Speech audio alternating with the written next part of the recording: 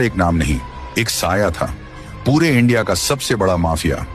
उसकी आवाज का मतलब था हुकूमत, और उसकी आंखों में देखना मौत को बुलावा देना था।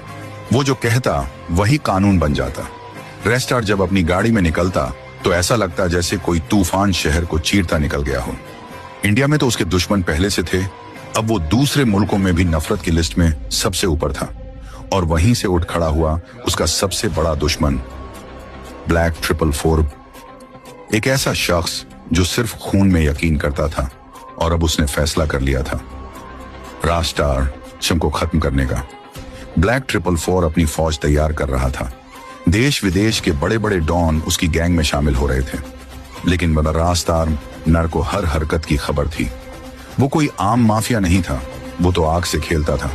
उसने अपने सबसे खास आदमी से कहा, जाओ बारूद ले आओ, बंदूकें भर लो, जंग अब दूर नहीं, इस बार जो लड़ेगा वो या तो जिंदा रहेगा या फिर लेजेंड बन के मरेगा। वो खास आदमी निकला, 3 भारी भरकम जिप गाड़ियों में हथियारों की बारिश लेकर लौटा। दूसरी तरफ ब्लैक 444 भी इंडिया की जमीन पर उतर चुका था। सड़कों पे सन्नाटा था, पर दिलों में आंधी। फिर आया वो दिन, वो एनब्रिज दरनाइन, जहां फैसला होना था। रास्टार अपने साथियों के साथ पहुंचा। सामने पहले से खड़े थे ब्लैक 444 के गुंडे, और फिर जंग छिड़ गई।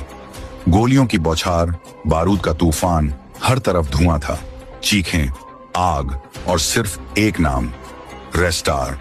जब धुआं छटा, मैदान में सिर्फ खून था और गुंडों की लाशें।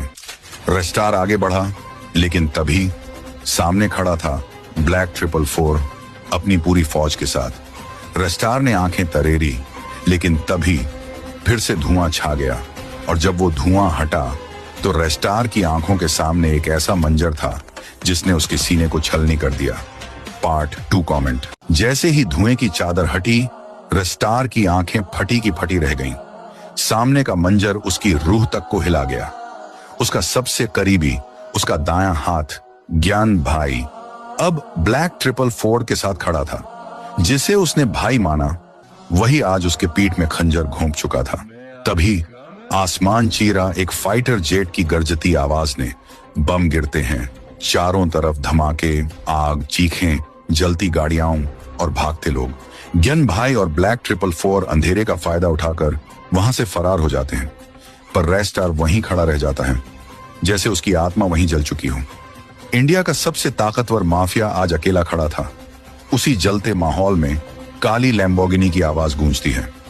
एक लड़की निकलती है, चेहरा नकाब में छुपा। वो सीधा रेस्टार के पास आती है और बिना कुछ बोले उसे गाड़ी में बिठाकर वहां से ले जाती है। दूसरी तरफ ब्लैक 444 और ज्ञान भाई एक खुफिया बंकर में पहुंचते हैं। ब्लैक 444 अब ज्ञान भाई को अपनी ब्लैक आर्मी की गद्दी सौंपता है। ले भाई, अब ये ताज तेरा, रेस्टार को मिटा डाल। ज्ञान भाई की आंखों में पागलपन झलकने लगता है। अब वो मुझसे नहीं बचेगा, उसका नाम और निशान